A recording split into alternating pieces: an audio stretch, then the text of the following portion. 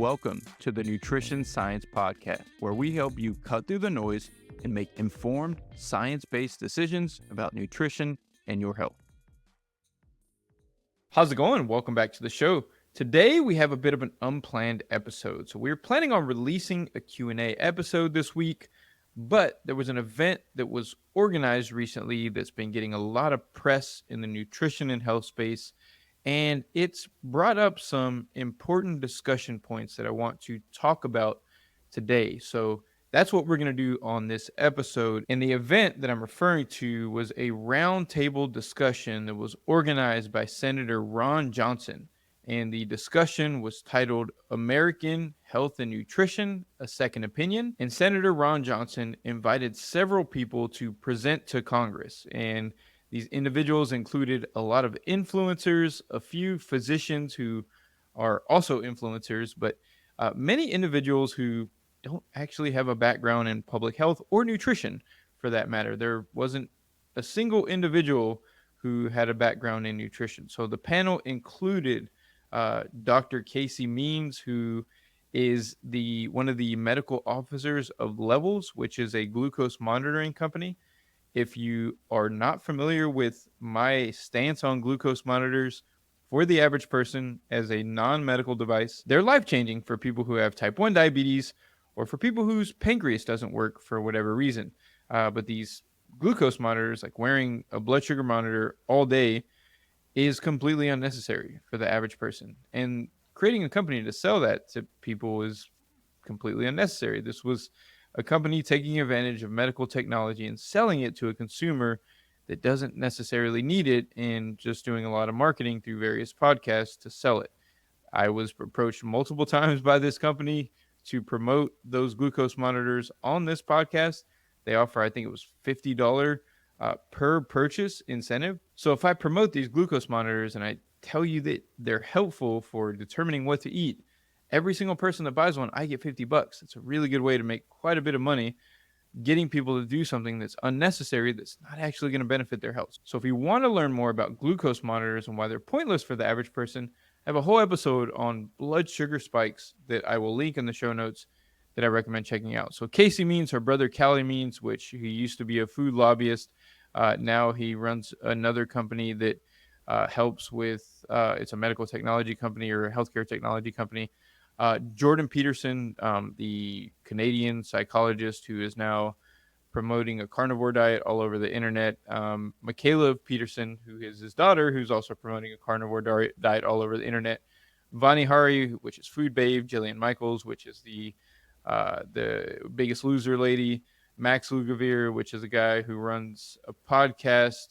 Journalist, no background in nutrition. Chris Palmer, who is he's an actual doctor, but he's a low-carb advocate. And there's a few other influencers as well in here that I'm not really familiar with. But this is the panel that they had speak to Congress. And they brought these people in. And during this discussion, the panel made a really strong case for the fact that Americans are unhealthy. They're metabolically unhealthy. A lot of it has to do with food, which I agree with. Completely agree with.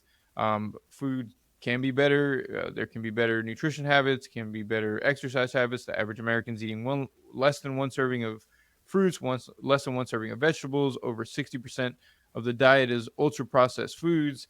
The average person's eating, I think, like 3,500 milligrams of sodium per day, about 14 teaspoons of sugar.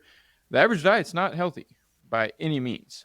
But during this panel discussion, a lot of the discussion was centered around food companies and the ingredients that food companies are putting into foods that are harming the health of the American population. And this is the piece that I want to discuss because I think it's really important to understand the nuance here. Yes, I'm also a fan of taking out unnecessary ingredients from our foods and making our foods simpler, less ingredients, less artificial ingredients in our foods, etc. However, this is not what's harming the American population. Simply isn't. The things that I just mentioned, people are eating way too much sugar. People are eating way too many processed foods in general. People are eating entirely too much sodium. People are eating too many calories. People are not moving enough. And we'll talk about some of the reasons why that is in a second. But these are the main factors when it comes to nutrition that are negatively impacting people's health. Not being exposed to titanium dioxide or red 40. And a lot of the discussion in this panel was centered around these individual ingredients that might have potential harm at very high doses. And these make for very great sound bites, very great clips on social media to say, titanium dioxide. This is found in all of these different foods. And studies in rats that have given rats 700,000 times the amount that's found in foods, and you leave that part out, have shown that it causes neurotoxicity. So you turn around and say that titanium dioxide causes neurotoxicity. These studies that are done in animals are done to create toxicity. They're done to do that on purpose to figure out what toxic doses are so that we can determine if there is a safe dose in humans. And so that's the intent of these studies, is to create toxicity. So what a lot of these people do when they're talking about ingredients and making them sound scary, and this is what was done in this panel, is they'll take these ingredients and then they'll link it with some negative health outcome, and they don't discuss the fact that it's at a substantially lower dose.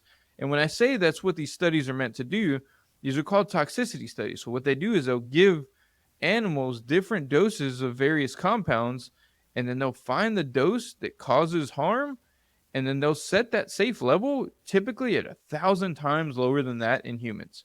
So the lowest dose that caused harm in animals, they'll set that safe amount in humans at 1,000 times lower than that. And the foods have to have substantially lower than that, so they're not pressing against those safe limits and being pulled off the shelves because these things are regulated.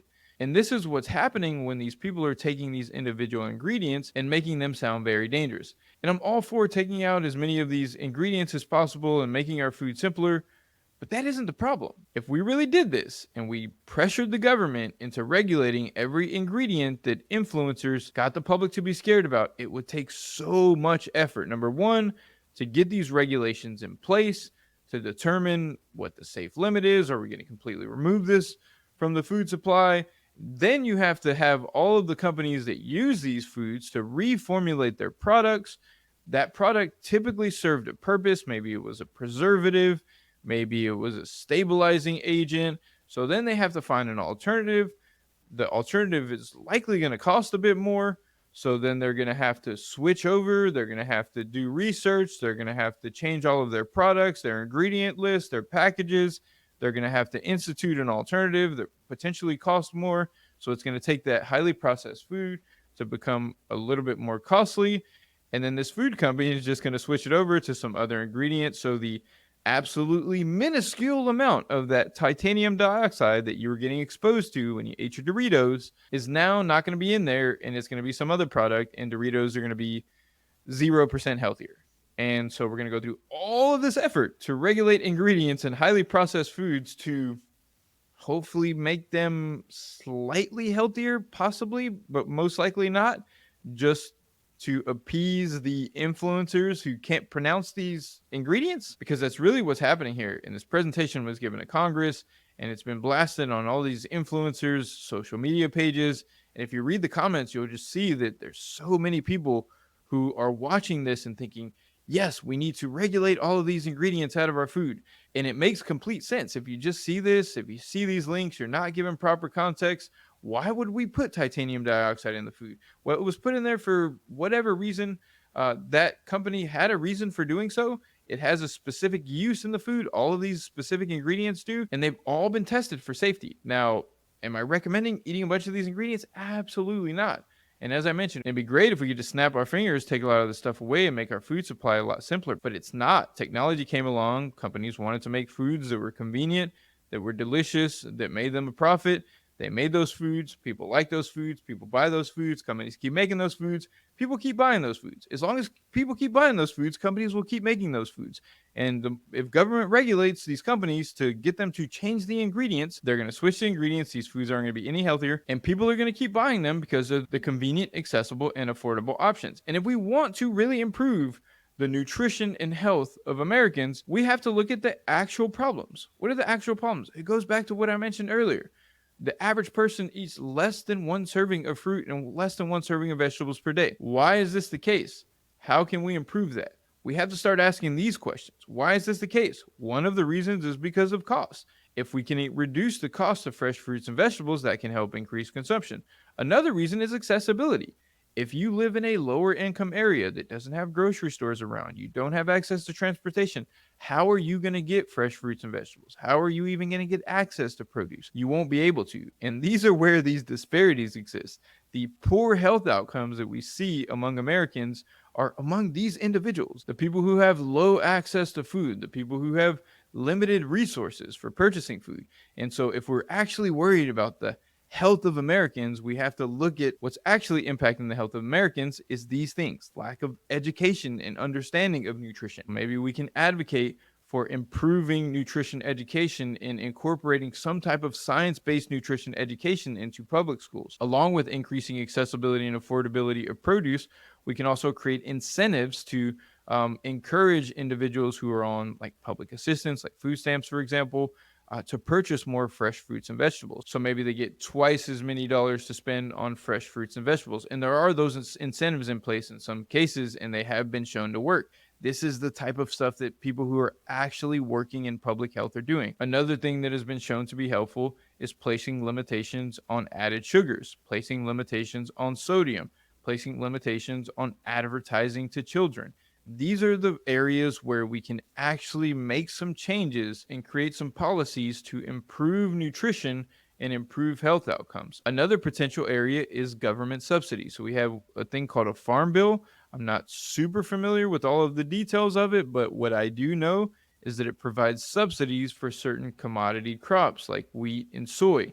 And this helps to drive down the cost of highly processed foods because these subsidies help to increase production of these crops at very low cost, meaning that they can be sold at very low cost, meaning that they can be bought at very low cost by food companies and processed into other items and then sold at a low cost to where the final cost of that highly processed food is being subsidized by government subsidies for commodity crops that were put in place a long time ago, I believe during World War II, to protect against food shortages. So the government put these subsidies in place saying that, hey, if you grow a lot of wheat, if you grow a lot of corn, if you grow a lot of soy, we will help subsidize the cost of growing those crops so that we can ensure that there's enough food available in the United States.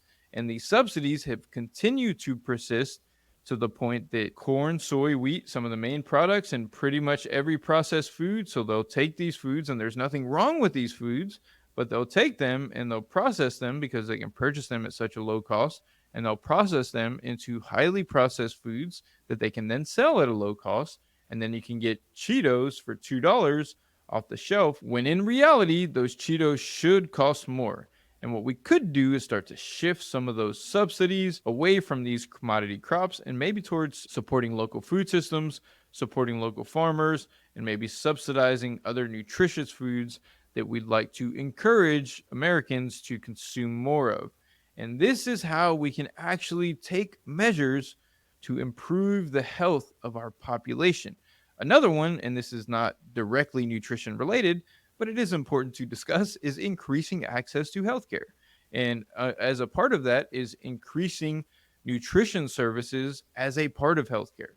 So increasing referrals to dietitians, increasing nutrition education, science-based nutrition education that is delivered to doctors, and then nutrition education that is delivered to patients through their healthcare facilities. So sometimes when you get diagnosed, let's say, for example, with celiac disease, we talked about gluten in the last episode. So let's say, for example, you got diagnosed with celiac disease.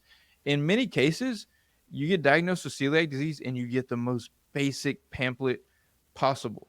And this is so unfortunate because someone who gets diagnosed with celiac disease is going to have an entire life of having to manage this condition.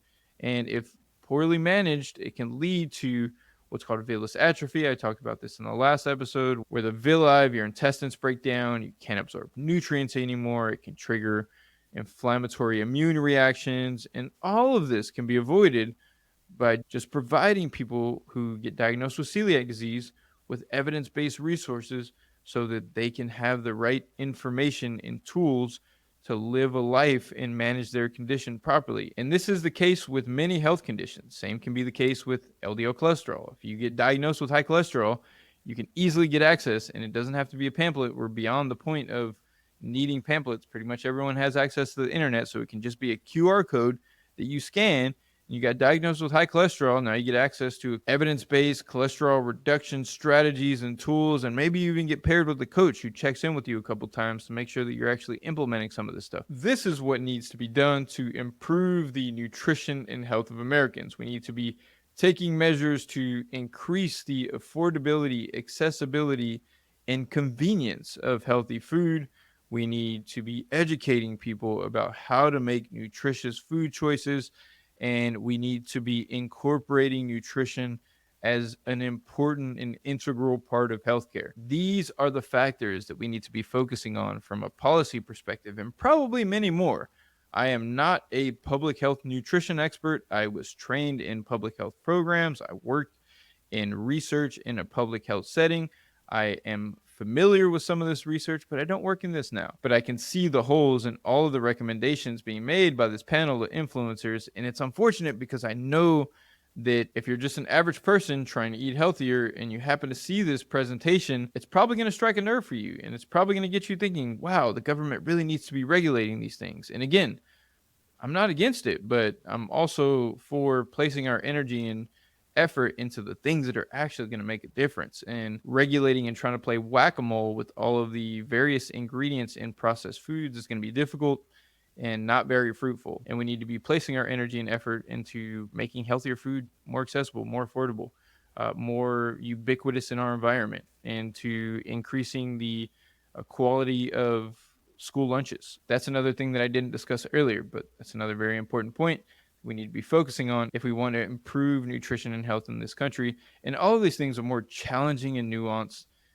than you might perceive on the surface. So, for example, improving the nutritional quality of school lunches. I read a lot about this topic during my PhD. This is something that I took a lot of interest in, and a lot of my idealistic beliefs around this topic were torn to pieces by reading the research. So, I read studies where they would implement a salad bar into a school, which sounds great, but it's expensive and wastes a lot of food, takes up space, took a lot of effort, and very few of the kids actually ate salads. And it ended up being a very resource intensive action that didn't have an impact.